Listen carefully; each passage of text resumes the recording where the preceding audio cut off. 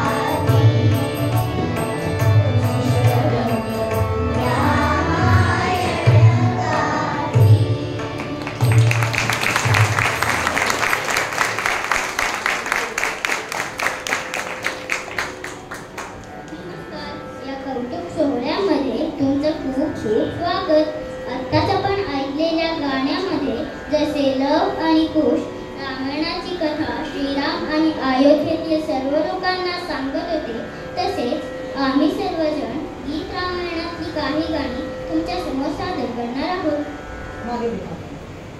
तुम्हाला माहितीये का, अयोध्येचा राजा दशरथ, तिला 4 मुले होती. राम, लक्ष्मण, भरत, शत्रुघ्न. राम सगळ्यात मोठा मुलगा होता. रामाच्या जन्मावेळी अख्खी अयोध्या नगरी खुशीत होती. याचेच वर्णन आम्ही आता करणार आहोत.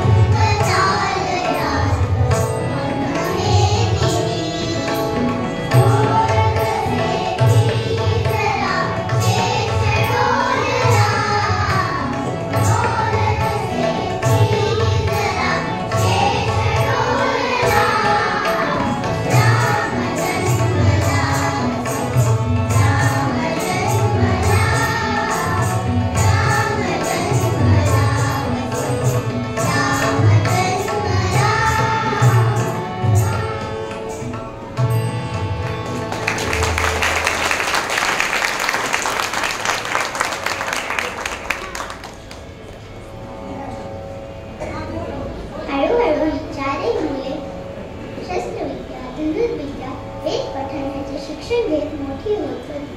त्याच वेळी मिथिला नगरीचा राजा जनक त्याची मोठी मुलगी सीता हिच्या स्वयंवराची तयारी करत होता. या स्वयंवराची मुख्य अट अशी होती की जो कोणी शिवधनुष्य उचलेल आणि त्याला प्रत्यक्ष लावेल तोच असेल सीतेचा वर. या स्वयंवरासाठी अनेक राजे आले होते. गुरु विश्वामित्रांबरोबर श्रीराम आणि लक्ष्मण सुद्धा तिथे आले होते. अत्यंत सहजपणे ते शिवधनुष्य उचलले आणि त्याला प्रत्यंत लावले. त्याच वेळी मोठा आवाज झाला आणि धनुष्याचे 2 तुकडे झाले.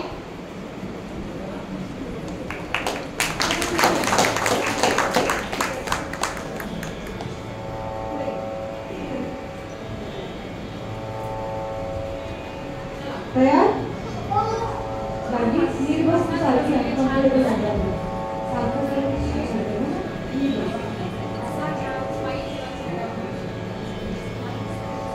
चला रेडी 1 2 3 सुरू.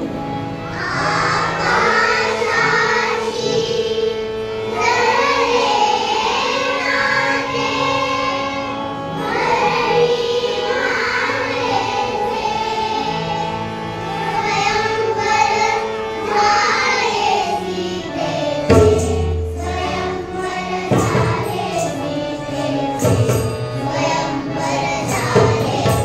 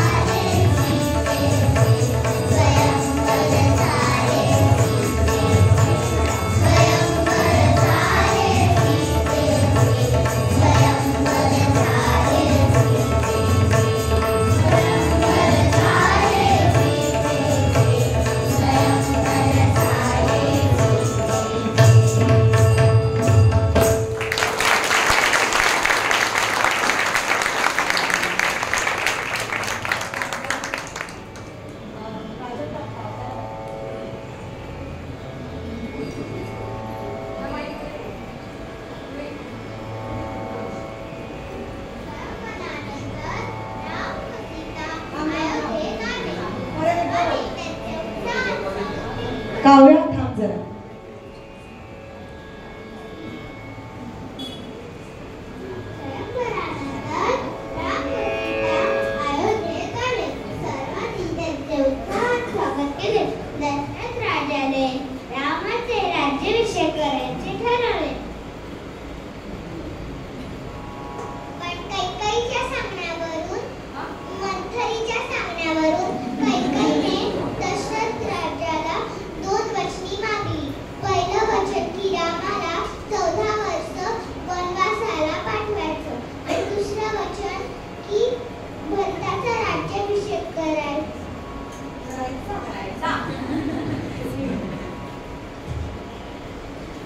रामाने आदर्श पुत्राप्रमाणे मातेच्या आदेशाचे पालन केले. श्रीराम, सीता व लक्ष्मण 14 वर्षे वनवासाला निघाले.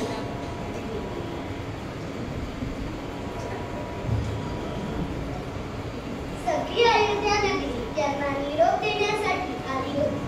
तिघांनी नौकेमध्ये बसून प्रवासास सुरुवात केली.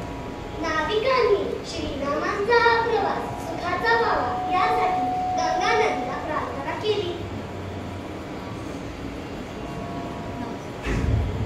तयार?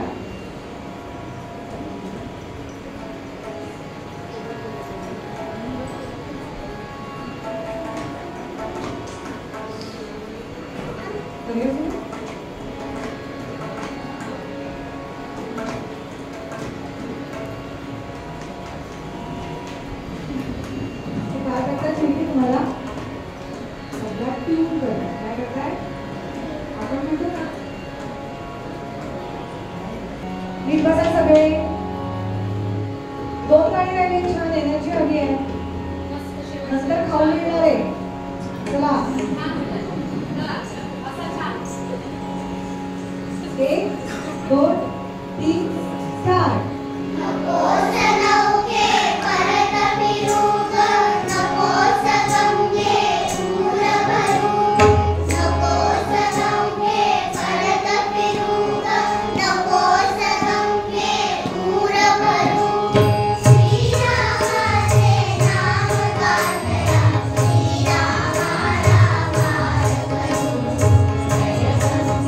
जय भागीरथी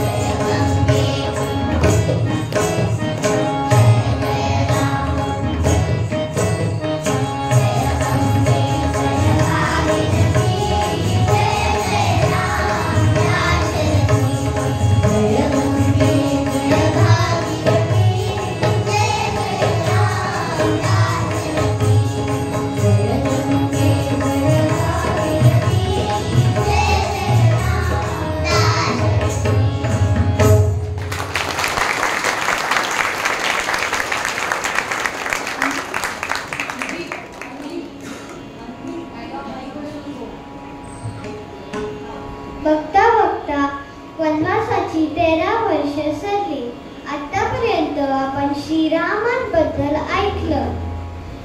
आता ज्याच्यामुळे रामायण घडले त्या रावणाबद्दल ऐकूया. हा रावण म्हणजे लंकेचा राजा. खरं तर तो शंकराचा निस्सिम भक्त होता. खूप हुशारही होता, पण तेवढाच स्वभावाने दुष्टही होता. वनवासात असताना रावणाची बहीण शूर्पणखा ही वाईट हेतूने राम व लक्ष्मण यांना भेटायला गेली. यावेळी लक्ष्मणाने शिक्षा म्हणून तिचे कान आणि नाक कापले. याचा रावणाला खूप राग आला, म्हणून त्यांनी सीतेचे अपहरण केले.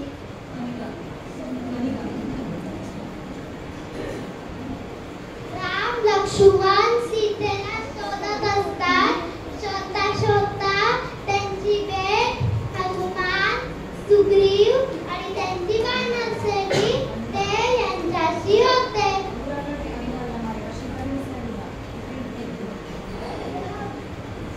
सर्वांच्या मदतीने सीतेचा शोध लागतो. ती समुद्रापलीकडे लंकेत अशोक वाटिकेमध्ये आहे असे समज.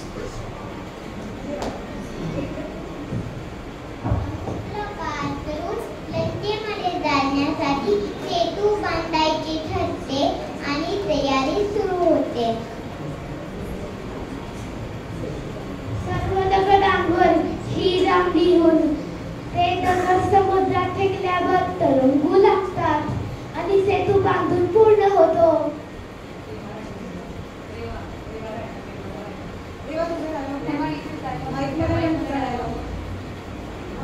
सर्व माणसेना श्रीरामाचा जय जय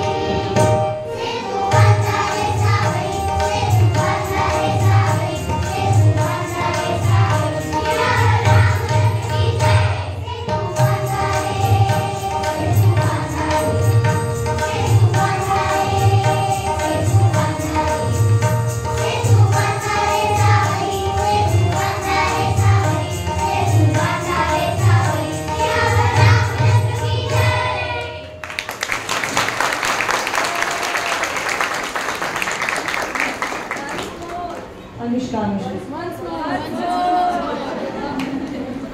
म्हणायचं का एक कडवं गरजा गरजा वंशवराच्या परत एकदा म्हणा थोडस म्हणणार आहे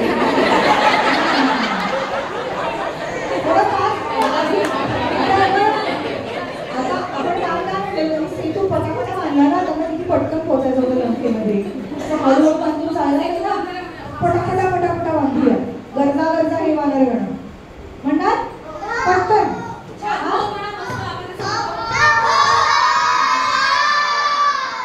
ओके ओके आता ताई तुझी पासून त्याच्यानंतर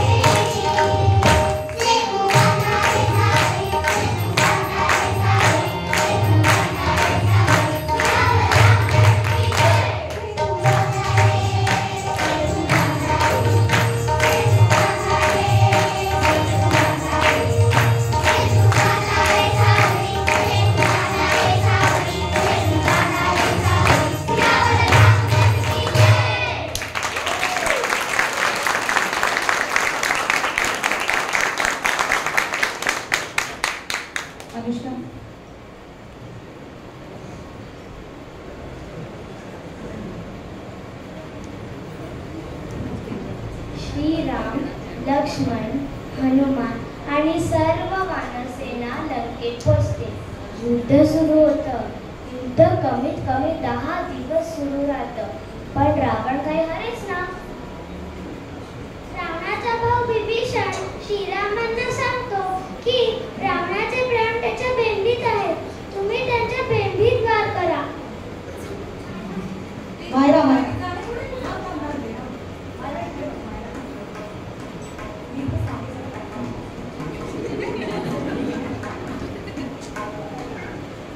श्रीरामांनी रावणाच्या बेंबीत बाण मारून रावणाचा वध केला.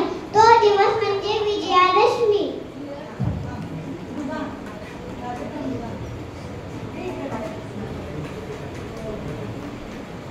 अशा रीतीने 14 वर्षाचा वनवास संपून राम, लक्ष्मण व सीता अयोध्येस निघाली. प्रवासासाठी राजा विभीषणाने त्यांना पुष्पक विमान भेट दिली. अयोध्येत त्यांचे खूप उत्साहात आणि जय जयकार करत स्वागत झाले.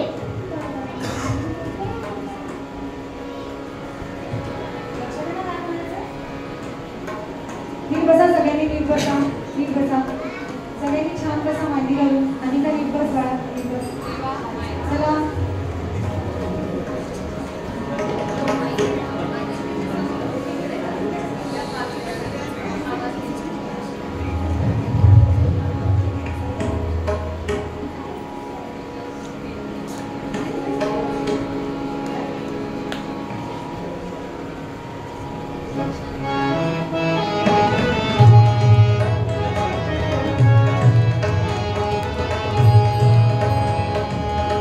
जय जय